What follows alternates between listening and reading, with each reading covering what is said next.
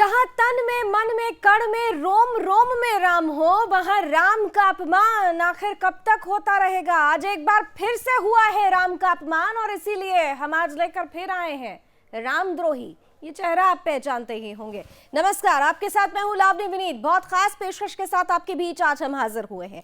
याद होगा आपको, कुछ दिन पहले की ही बात है जब कांग्रेस के एक बड़े नेता, पूर्व मंत्री कांतिलाल भूरिया ने श्री राम मंदिर निर्माण संकलन समर्पण में जो लोग जुड़े हुए हैं उनके प्रति विवादित बयान दिया था। देश में खूब हो हल्ला हुआ। राम भक्त पूरी तरह से आक्रोशित थे। सफाई पर सफाई दी गई, लेकिन राम भक्तों का आक्रोश कम नहीं हुआ।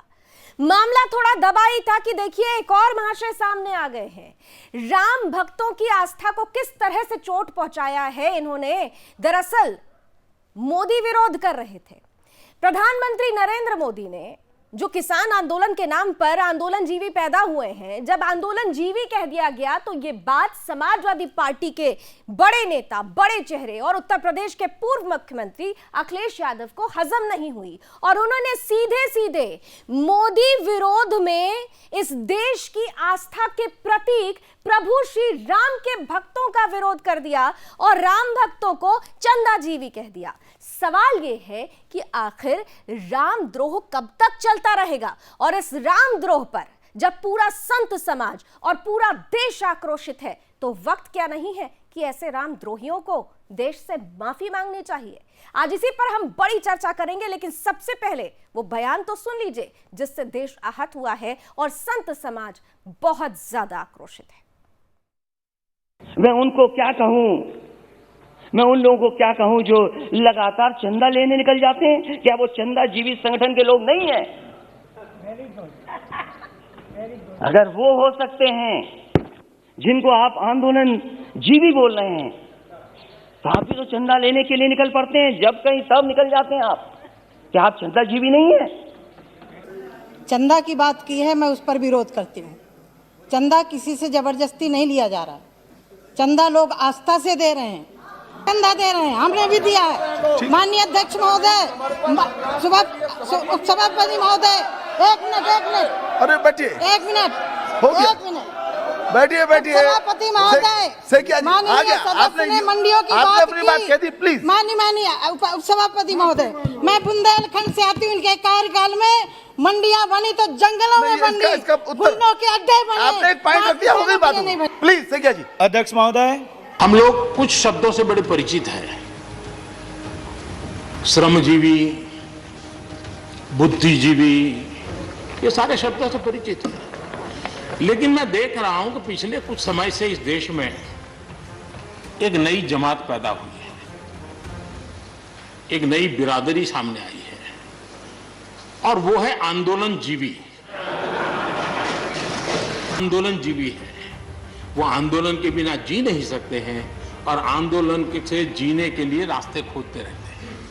हमें ऐसे लोगों को पहचानना होगा कि वो जो सब जगह पे पहुंच करके और बड़ा आइडियोलॉजिकल स्टैंड दे देते हैं, गुमराह कर देते हैं, नए नए तरीके बता देते हैं। देश आंदोलन जीवी लोगों से बचे, इसके लिए हम सबको, और ये उनकी ताकत है। उनका क्या है, खुद खड़ा नहीं कर सकते चीजें।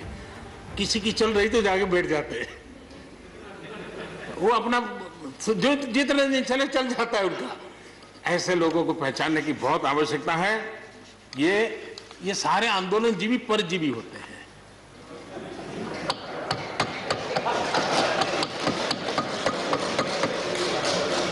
और यहां पर सब लोगों को मेरी बात से आनंद इसलिए होगा कि आप जहां जहां सरकारें चलाते होंगे, आपको भी ऐसे परजीवी आंदोलन जीवियों का अनुभव।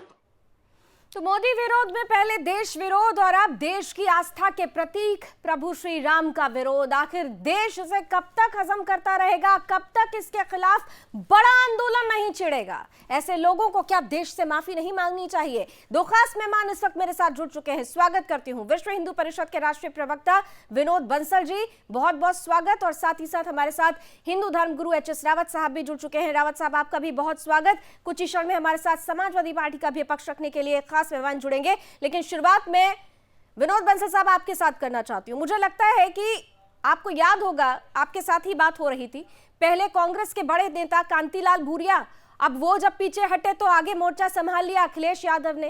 क्या इन लोगों को दान या चंदा की परिभाषा अब याद दिलानी पड़ेगी कि दान क्या होता है और चंदा क्या होता है? चंदा खाते खाते चंदा चंदा, आवाज इको हो रही, थोड़ा सा ठीक कराइएगा जी।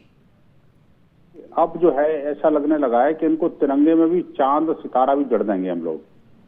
ये तो भला हो हिंदू समाज का कि जिन्होंने एकत्र होकर के इन सब लोगों का प्रतिकार किया, और पूज्य संतों ने इस अभियान का नाम श्री राम जन्मभूमि निधि समर्पण अभियान रखा, और ऐसे लोगों को वो गहरा तमाचा मारा कि ये जो है न तो दान का कार्यक्रम है, न कोई चंदे का कार्यक्रम है, न कोई उगाही का कार्यक्रम है, न कोई वसूली का कार्यक्रम है। संपूर्ण देश में अभी 10 लाख टोलियां काम कर रही हैं, आपको पता है, और ये निधि समर्पण अभियान के कारण जितना व्यापक जनजागरण हुआ है कि जिसके कारण ये लोग बिलबिलाए हुए हैं। ये सब लोगों को पता है कि आखिरकार अब हमारी दाल इस देश के अंदर नहीं गलने वाली। अब वो लोग जिंदा नहीं रहने वाले इस देश के अंदर जो कि निहत्थे राम भक्तों पर गोली चला सकें। देखिए, एक बात और भी समझनी पड़ेगी कि देश की सत्ता इस बात का गवाह है, देश की राजनीति और देश के इतिहास इस बात का गवाह है कि जिन्होंने भगवान श्री राम को नकारा वो गया, जिसने राम सेतु को तोड़ा वो गया, जिसने बाबा अमरनाथ की यात्रा पर रोकने का दुस्साहस किया वो गया, और जिसने जो निहत्थे राम सेवकों पर गोली चलाई वो भी गया। और साथ ही साथ मैं बताऊं आपको, जो हिंदू समाज को दोयम दर्जे का नागरिक बनाने की कुचेष्टा कर रहे हैं वो सारे के सारे उन सबका अंत समय निश्चित हो गया है। लेकिन निश्चित समय तो दिख रहा है, लेकिन उन्हें अभी बात समझ में नहीं आ रही। आइए आपकी बात को ही लेकर चलते हैं। राघवेंद्र दुबे जी हमारे साथ जुड़ चुके हैं, समाजवादी पार्टी नेता हैं, समाजवादी पार्टी का पक्ष रखेंगे। राघवेंद्र जी स्वागत, और स्वागत के साथ साथ सीधा सवाल करूंगी। दान, चंदा, संकलन, समर्पण, ये 4 अलग अलग शब्द हैं। सबसे पहले दान और चंदे में फर्क समझते हैं आप लोग या नहीं समझते? ये तो बीजेपी वालों को समझना चाहिए क्या अंतर होता है। चंदा वही है कि आपको पता है, समझना चाहती हूँ, आपको पता है कि मैं समझा देता हूँ कि जिस तरीके से प्रधानमंत्री जी ने बोला कि आंदोलन जीवी, जो किसान पूरे देश का पेट भरता है उसको क्या शब्द बोला, अन्नदाता को परजीवी, अन्नदाता जीवी। क्या मतलब, अगर आंदोलन कर रहे हैं, अगर वो अपनी मांग में समझ रहा हूँ, परजीवी उन्होंने उन राजनीतिक दलों को और उन राजनेताओं को कहा है, परजीवी उन्होंने उनको कहा है जो अपने एजेंडा सेट कर रहे हैं। मैंने बहुत ढंग से सुना है, परजीवी उन्होंने कहीं किसी राजनीतिक दल का नाम नहीं लिया। और इस आंदोलन जीवी का जवाब आप प्रभु श्री राम पर सवाल खड़ा करके करेंगे? नहीं, राम पे सवाल कहाँ हो गया। चंदा वाले अब ये तो वो कूद रहे हैं जो चंदा लेते हैं भगवान राम के नाम पर, उसको खा जाते हैं, तो उनको लगना चंदा जी माननीय अखिलेश जी ने तो बिल्कुल भी कहीं भी नाम नहीं लिया। अखिलेश जी ने कहीं नाम नहीं लिया, भगवान राम का नाम ही नहीं लिया। हम लोगों ने तो पहले कहा है भगवान राम का मंदिर बने। राघवेंद्र जी, कोई प्रमाण है, कोई सबूत, साक्ष्य है तो सामने रखिए। हमने तो पहले भी आप लोगों से पूछा था कि अगर आपको ऐसा लगता है कि इस दान का या चंदे का दुरुपयोग हो रहा है तो प्रमाण दीजिए। आप सवाल करते रहिए, सवाल करते रहे, सुनना नहीं है। नहीं, बोलिए, प्रमाण दीजिए। मैं ये कह रहा हूँ, प्रमाण दे रहा हूँ ना। विश्व हिंदू परिषद ने जब पहले मंदिर निर्माण हुआ था, 1 ईंट 1 रुपया मांगा था, और बहुत सारा धन लोगों ने आस्था के अनुरूप भगवान राम के मंदिर के निर्माण के लिए पहले भी दिए, तो उसमें घोटाला हुआ, बाकायदा विश्व हिंदू परिषद में लड़ाई भी हुई। अरे राघवेंद्र जी, प्रमाण दीजिए ना। प्रमाण दे तो दिया, प्रमाण सबको पता है, उसका हिसाब देना, प्रमाण तो इन्हें देना है। हम तो इन पे सवाल उठा रहे हैं, प्रमाण ये दें कि क्या उसका हिसाब किताब है, और नहीं है तो यही लोग चंदा जीवी है कि भगवान के नाम पर लूटना। और जो छद्म वेशधारी है उन्हीं से दिक्कत है। तभी बोल पाऊंगा मैं। बोलिए विनोद जी। मेरा कहना यह है कि देखिए, बात यह है कि जिसने कहा जैसा जिसने देखा जैसा उसका देश वैसा उसका वेश, सोच के अनुसार ही आदमी बोलेगा ना, इसके बियॉन्ड नहीं जा सकता। आप देखिए, न तो उस समय चंदा लिया था किसी ने, ना हम अब चंदा ले रहे हैं, ना उस समय कोई चंदे का कार्यक्रम था, ना विश्व हिंदू परिषद ने 1 नया पैसा उस समय दिया, ना विश्व हिंदू परिषद 1 नया पैसा इस समय ले रहा। पहले भी काम किया था, वो न्यास का पैसा जमाया, और न्यास का हिसाब है, न्यास का ऑडिट है, न्यास का इनकम टैक्स रिटर्न फाइल होती है, और वो मुझे लगता है कि इनको सब पता है। और दूसरी बात, इसके बावजूद भी ये हमेशा से हिंदू समाज को बदनाम करना, और चंदे का हिसाब कौन मांग रहे हैं? जो कि राम भक्तों पर गोली चलाने वाले हैं, जो संतों को मरवाने वाले हैं। नहीं तो संत तो आपके चिन्मयानंद भी थे, आपके तो है वो संत जिन पर बलात्कार का आरोप लगा। कौन है संत वो? राघवेंद्र जी कानून की बात कर रहे हैं, लेकिन आप जवाब नहीं दे पाए। इन लोगों से आपसे सीधे जवाब कहो तो आप रास्ते टेढ़े मेढ़े तलाशने लगते हैं। जरा एचएस रावत साहब की प्रतिक्रिया ले लेती हूँ तो मैं आपके पास आ रही हूँ। आपसे अगला सवाल आप ही से करूंगी कि रावत साहब की प्रतिक्रिया जरा ले लेते हैं। रावत साहब, साधु संत नाराज है, ये राम मंदिर को पहले राम मंदिर का विरोध कर रहे थे, राम के अस्तित्व पर सवाल जिन्होंने खड़ा किया उनकी पूरी एक लॉबी तैयार हो गई थी। अब मंदिर का रास्ता साफ हो गया है तो फिर अब समर्पण और संकलन पर सवाल खड़ा कर रहे हैं। रावत साहब, आ रही हूँ राघवेंद्र जी, एक मिनट। रावत साहब कभी सुन लीजिए। राघवेंद्र जी एक सेकंड। रावत साहब बोलिए। अरे सुन लो नेताजी, सुन लो। पहले मैं बताता हूँ चंदे में और दान में क्या फर्क है। आपका जो हमारे यहाँ पर जो दान होता है ना, वो श्रद्धा से दिया जाता है। आपके यहाँ जो चंदा होता है वो भ्रष्टाचार के रूप में होता है। आपको यही नहीं पता दान होता क्या, चंदा होता क्या है।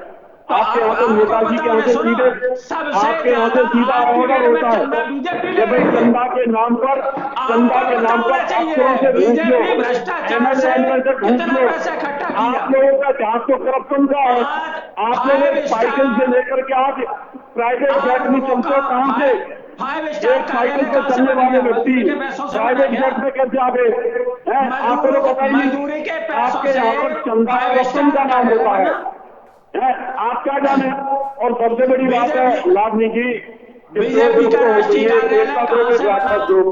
राक्षस ग्रुप हमेशा विरोध करता ही है, और ये उम्मीद से कुछ लोग हैं जो रावण के रूप में तैयार हैं, भगवान राम का विरोध करते हैं।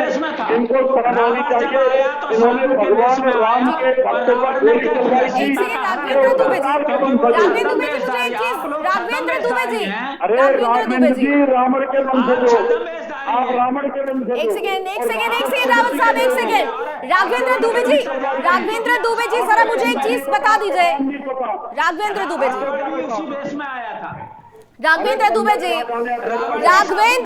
जी मुझे एक सवाल का जवाब अगर आप दे दें तो बड़ी मेहरबानी होगी। एक सेकेंड एचएस रावत साहब, राघवेंद्र दुबे जी जरा एक सवाल का जवाब दे दीजिए, बड़ी मेहरबानी होगी। आपने बड़े आराम से कह दिया कि जो लोग पैसा ले रहे हैं वो चंदा जीवी हैं। छोटे छोटे बच्चे भी जाके संकलन समर्पण का हिस्सा बन रहे हैं, उनको भी चंदा जीवी कहेंगे। गरीब तबके के लोग खुद आगे आकर चंदा इकट्ठा करके उन लोगों को दे रहे हैं और कह रहे हैं कि हमारा हिस्सा है ये। भगवान राम यहाँ के कण कण में, उनको भी आप चंदा जीवी कहेंगे।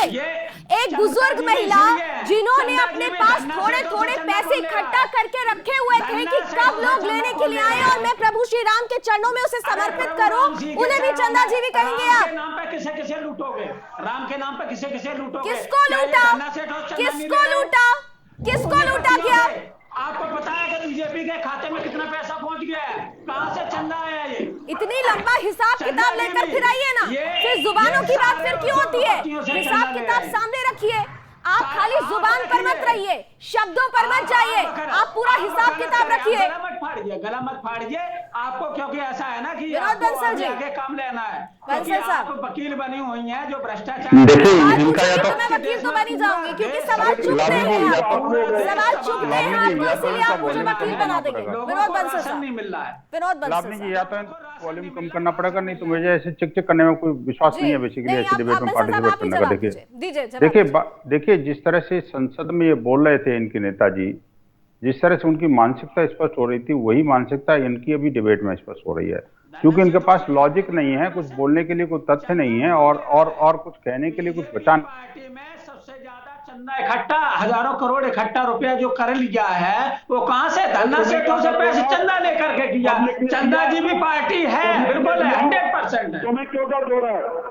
आपको दर्द, आप क्यों कूद रहे हैं? अरे तुम्हारे पेट में क्यों दर्द हो रहा है?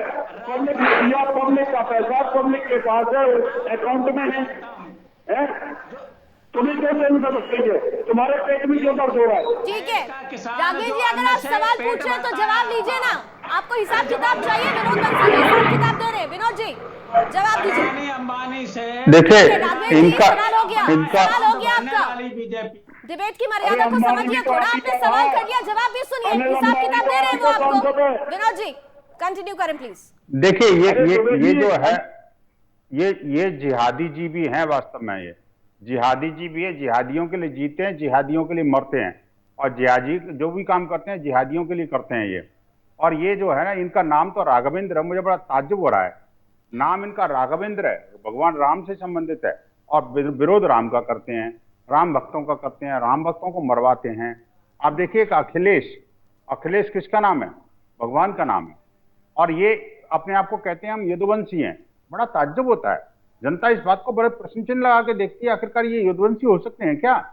अरे वो यदुवंशी तो वो थे जिन्होंने भगवान राम की कितनी महिमा गाई थी, और उन्होंने पूरा जीवन उसके लिए दे दिया।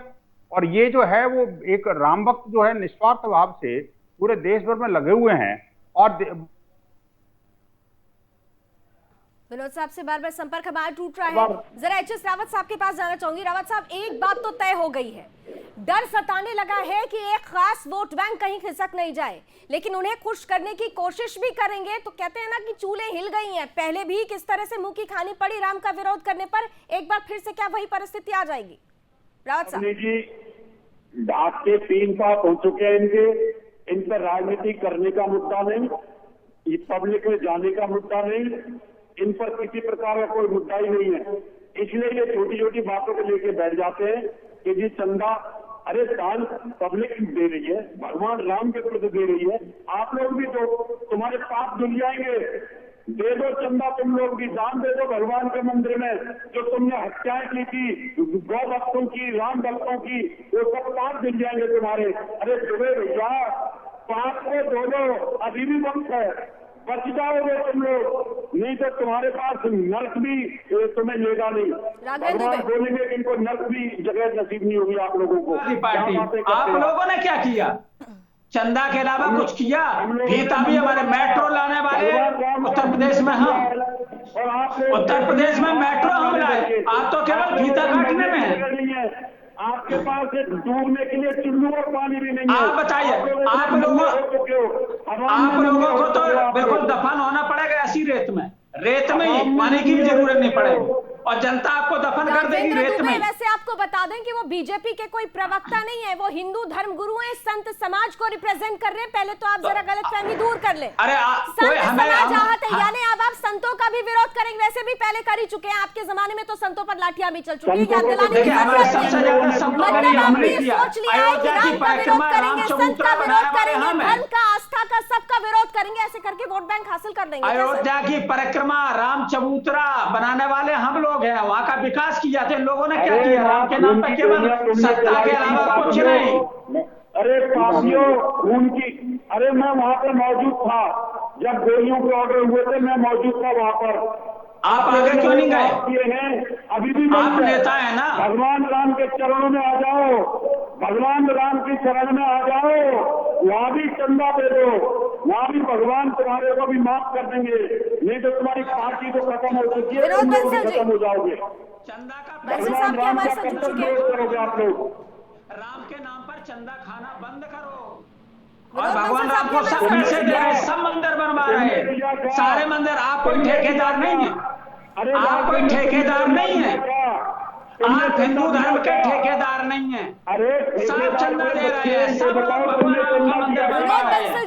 विनोद बंसल जी, ये तमाम जो विपक्ष है, एक बार फिर से खड़ा होकर, ठीक है, रावत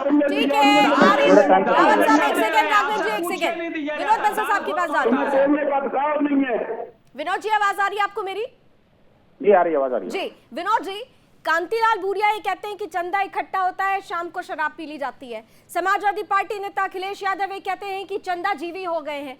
उन बच्चों के बारे में क्या ये लोग नहीं सोच रहे हैं जो चंदा नहीं दान लेने के लिए आगे निकल रहे हैं? वो बूढ़ी माँ के बारे में नहीं सोच रहे हैं जो इंतजार करती हैं, जिनका वीडियो सोशल मीडिया पर खुद लाइक करने वाले इन्हीं के नेता थे, इन्हीं लोगों के नेता, इन्हीं पार्टी के, इसी पार्टी के चेहरों ने तारीफ कर दी थी कि बुजुर्ग महिला का समर्पण देखिए। तो ये तो समर्पण पर भी सवाल खड़ा कर रहे हैं। देखिए, जिन लोगों की जैसी वो कहते हैं जैसी रही भावना, जिनकी प्रभु मूर्त देखी तुम तैसी। आप देखिए कि ये जो इनकी मानसिकता को स्पष्ट करता है इनको, इनके बारे में मुझे कुछ नहीं करना, भगवान इनको सद्बुद्धि दे, इनके नेताजी को सद्बुद्धि दे। देखिए जैसा इन्होंने किया वैसा ये भुगत रहे हैं। अभी परिस्थितियां देश की वैसी बन रही हैं कि जो कि जिसके कारण जो है ये जो है वो ये इस तरह से बन रहे हैं। अब ये हमें कहने की आवश्यकता नहीं है। ये लोग बार बार जो है ये अपनी औकात दिखा रहे हैं, लेकिन अब इनका अंत समय निश्चित है जी, चाहे वो कांग्रेस हो या समाजवादी पार्टी हो। अब देखिए बात यहाँ बीजेपी को प्रवक्ता तो कोई नहीं बिठा रखा आपने, लेकिन इनके पास सिर्फ और सिर्फ बीजेपी नजर आती है। बिल्कुल सीधा स्पष्ट, उन्होंने राजनीति के अलावा कुछ करनी नहीं है, क्योंकि राम के काम में। राघवेंद्र दुबे जी थोड़ा तर्कों के साथ बात कर ले। मध्य प्रदेश में राम भक्तों पर पत्थर चलता है और पत्थर चलाने वालों पर कार्रवाई होती है, तो आप लोग सहानुभूति उनके साथ दिखाने लगते हैं जिन पर कार्रवाई होती है, और राम भक्तों का सिर फूटता है, राम भक्तों को चोटें आती हैं, उन पर दर्द नहीं होता।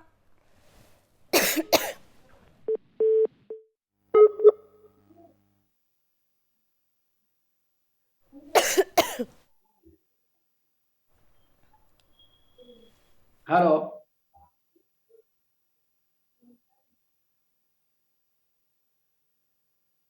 एक मिनट, मैं उनको क्या कहूं, लोगों को क्या कहूं जो, और वो है आंदोलन जीवी। आंदोलन जीवी है, वो आंदोलन के बिना जी नहीं सकते हैं, और आंदोलन से सभापति महोदय एक मिनट, अरे बैठिए, एक मिनट, मैं उनको क्या कहूं। ये सवाल जरा आपसे मेरा था, मुझे लगता है अब तक मेरी आवाज नहीं पहुंची थी। मध्य प्रदेश में राम भक्तों पर पत्थर चलाए जाते हैं और पत्थर चलाने वालों पर कार्रवाई होती है, तो आपको पत्थर चलाने वालों से सहानुभूति हो जाती है। राम भक्त चोटिल होते, उस पर दर्द नहीं होता। यही सोच है आपकी, यही जुड़ी हुई आस्था है आपकी। 170 किसान जब खुले आसमान के नीचे ठंड से और अपना न्याय मांगते हुए मर जाते हैं, ये सरकार वही है। ये राम के भक्त कहां से हो सकते हैं जो इतने निष्ठुर हैं और जिनमें इंसानियत है? राम भक्त हो सकते हैं क्या? राम तो वही हैं जो सबको लेकर के चले, सबको लेकर के चले। ये कौन है जो देश को बांटने वाले लोग, जो संप्रदाय लेकर चल रहे हैं? भगवान राम ने तो लेकर चल रहे हैं, लेकिन आप राम को लेकर नहीं चल रहे हैं। भगवान राम ने तो बानरों का भी साथ लिया, और ये कैसे लोग हैं जो विभेद कर रहे हैं? चलिए इतना तो तय हो गया कि राम और राम भक्तों को लेकर आपकी क्या सोच है। रावत साहब, समय खत्म हो रहा है, लेकिन इतना जरूर है कि आपके शब्दों में भी आपकी नाराजगी नजर आई थी, और देश ऐसे ही आक्रोशित है। अगर ये अब भी नहीं सुधरे तो स्थिति क्या होने वाली है, इसका अंदाजा शायद अभी ये लोग लगा नहीं पा रहे हैं। बहुत बहुत शुक्रिया, आप सभी ने आज समय दिया। बहुत खास मुद्दा था, क्योंकि मुद्दा राम से जुड़ा हुआ है, हमारे आस्था और जीवन दर्शन से जुड़ा हुआ है। इसलिए राम भक्त अगर आहत है, देश आहत है, तो ऐसे लोगों को माफी मांगनी ही चाहिए जिन्होंने राम भक्तों का अपमान किया है। आज के लिए बस इतना ही। जय।